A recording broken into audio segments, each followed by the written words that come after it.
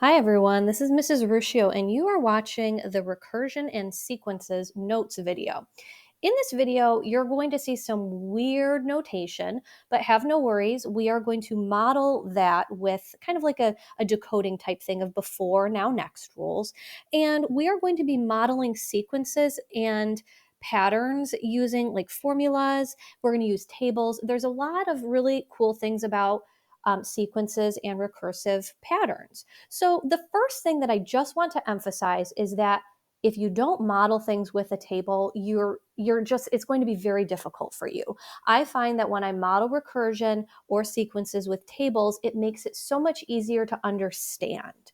Also, using these weird before, now, next rules is also going to be helpful for us. So anytime you see this weird notation, so let's dive right in. We have arithmetic sequences that have adders, and we have geometric sequences that have multipliers in the formula. So the first thing that you're going to notice is it kind of looks like a transformation, but it's not. We have f of n and f of n minus 1. Sometimes we have f of n plus 1 in there in place of one of the other two, okay? So whenever we see this notation, we are going to decode it, all right? F of n, if you look up top here, that's my now. So now is going to equal f of n minus 1. That's my before plus 2. And this little guy here is what lets us start the problem. So that, my friends, is what would go in a table. So I would make a table of n and f of n, and that is just saying that the first term is 3. It's like the 0.13. Okay, and then using this rule, we can generate a bunch of other points in the table, which we'll see down below with our examples. Okay, let's look at this geometric sequence, how we can model this. A sub n, that's my now. So my now is going to equal 2 times the a sub n minus 1. That's the before. And actually, this notation is written wrong. That should say a sub 1 is equal to 3, which means if we make a table with that, see where the table comes into play, of n and a sub n, the first term is 3. Make sure that you fix a notation because that was written incorrectly. Or maybe I'll fix it in the packet before it goes to print. We'll see if I have enough time. Okay, examples down below. If a sequence is defined recursively, okay, as soon as you see this word here, recursively, my brain switches into before, now, next rule mode, okay?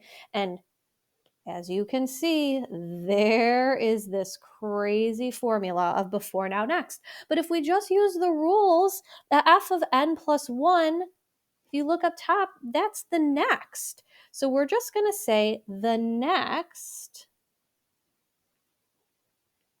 is equal to negative 2 times f of n, which is the now, plus 9. And it's just saying n is greater than or equal to 0, so we're not going to look at any values of n that are in the negatives, okay? So n is either going to be 0 or bigger than that. And then it wants us to find f of 3. Well, the first thing that we're going to do after we write down our recursive rule is we're going to make a table. And we're going to put in the table what they gave us. So we're dealing with n and f of n.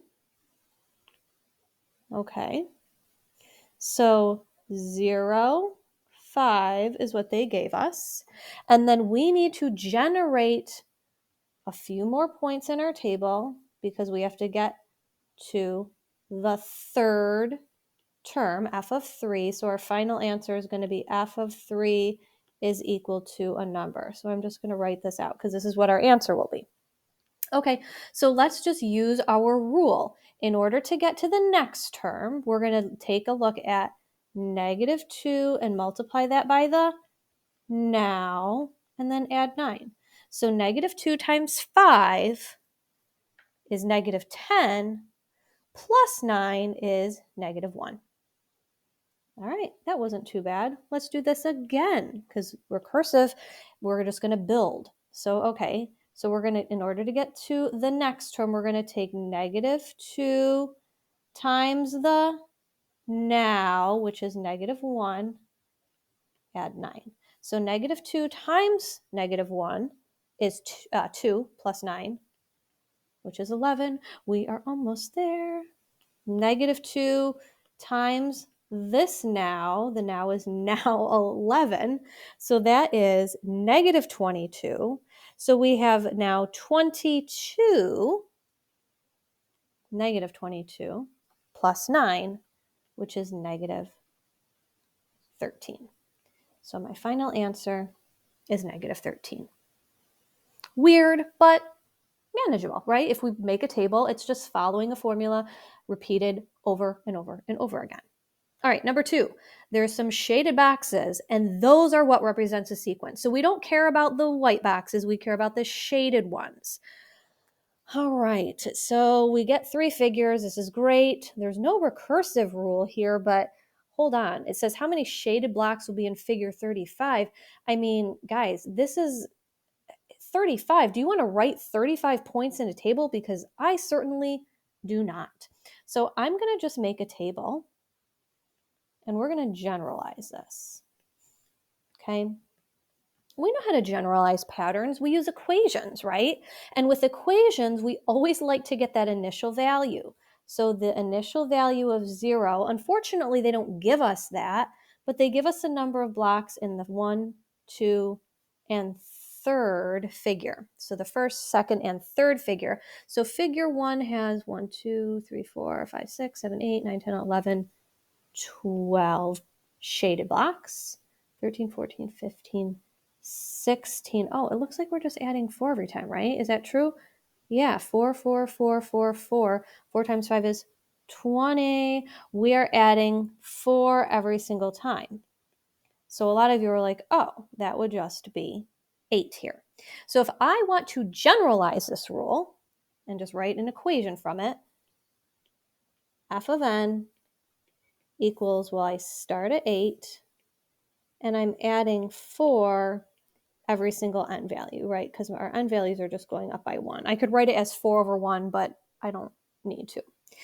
We need to figure out figure 35. So in this case, we are going to substitute in 35 every time we see an n. So f of 35 means we're finding the 35th term of 8 plus 4 times 35. What is 4 times 35? 4 times 35 is, what is that? Did I do that right? 140 plus 8 would be 148. Answer choice 2.